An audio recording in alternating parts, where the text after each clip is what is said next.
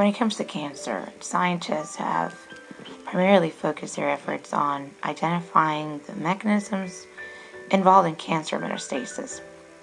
This is in hopes of finding groundbreaking information that would help them prevent the process from actually happening.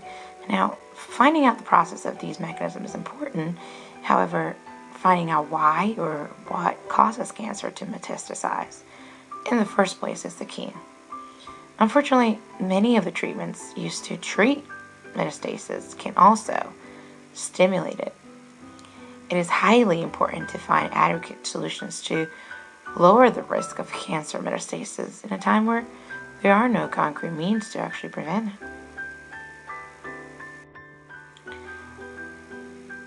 So what is metastasis? Well, metastasis is the process in which malignant cells break loose from their home tissue and then spread to other parts of the body. It is a complex process in which these malignant cells enter the bloodstream, then they move through the circulatory system and then settle in different parts of the body. So how does metastasis and specifically cancer metastasis relate to this course? Well, in Chapter 8, Section 8.5, we discuss what happens when cell division goes wrong and its consequences. Well, one of those consequences is cancer. Cancer occurs when abnormally dividing cells of a malignant neoplasm physically and metabolically disrupt body tissues. These malignant cells grow and divide abnormally. The normal controls that keep these cells from overcrowding in tissues no longer function. Cell division increases rapidly, and as a result, these cells continue growing uncontrollably and abnormally. And, just similarly, the level of blood vessels in charge of providing blood to the actual growing cells also increases. Now, how does cancer as a whole relate to me? Well, at age 13, my best friend lost her mother to breast cancer. Her mother was always just so busy with just the kids, just life in general, that she kind of ignored the signs of her developing cancer. Even despite the fact that her mother and her sister had been diagnosed with the same disease years prior. I just feel she just quite never thought that she would actually have it, that she would actually get cancer. Now, I've seen how cancer has affected my friend's life. Now she has to go in for typical screenings because it does run in her family. No matter what she does, whether she's physically fit or not, or if she eats right, or if she, goes to the doctor all the time, she has, a tendency to probably have cancer because it runs in her family. Now, overall, just cancer can just happen to anyone. However, there are many ways one can reduce one's risk of cancer. Early detection and lifestyle choices are a few ways to lower one's risk of cancer.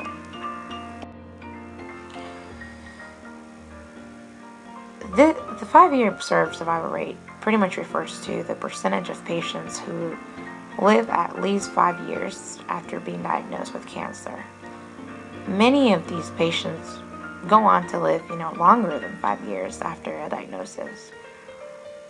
But as you can see, the survival rate decreases as you go down, or as you go higher, in terms of the stage of cancer. Stage 1 cancer survivor rates, it's significantly optimistic at 100%, whereas stage 4 cancer has only 22% relative survival rate. So this is something to think about, because this is why early detection and early prevention is so important, because the sooner you find out, or the sooner a person finds out, the sooner you'll be able to get treatment, and the higher the likelihood that you'll be able, or your friend or your family or whoever, will be able to survive it. 5 years is a very long time. So being able to get to a level 1 instead of a level 4 just by making sure and checking up and going to your doctor can significantly add, 5, who knows, 5-10 years to somebody's life. Now, what we know about cancer so far is that about 1 million people each year in the United States get cancer. That is a lot of people. And the astounding thing is that metastasis is responsible for over 90% of cancer-related mortality rate. So there are currently no effective methods to prevent it or to stop it. Now, also the sad thing is that, all the available treatment options that can potentially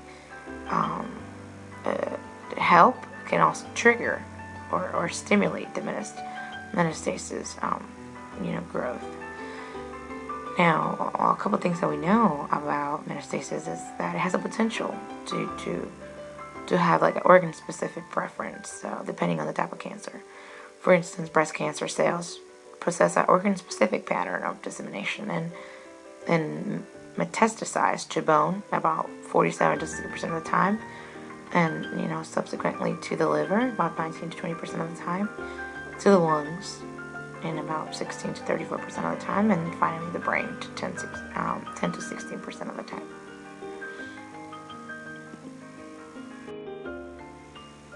What we need to do is focus funding and finding ways for inhibiting metastasis and cancer growth early on instead of trying to eradicate metastasis.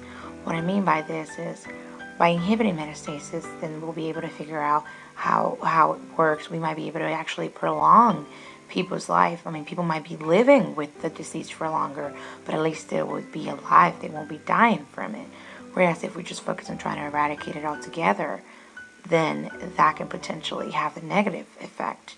Now, a couple other things that we could do is also, adopt lifestyle changes such as not smoking, avoiding exposure to sunlight, having a healthy diet, and just a steady exercise plan. Also following periodic screenings such as pap tests, skin exams, prostate exams. Cancer is a leading cause of death in the United States, and it's sometimes not, I feel like it's not conveyed as big as it should be. Really, the government, specifically the government tax regulators, should implement more programs dedicated to investigating and preventing cancer. Because, quite honestly, hundreds of people die every day because they do not have the means to pay for their cancer treatment. The government should offer preventative and ongoing medical care to all cancer patients. You shouldn't have to die because you cannot afford to pay your treatment. That is not how things should be. And overall, our life is worth more than just money. So at least it should. Now, thank you for listening, and I hope you enjoyed my presentation.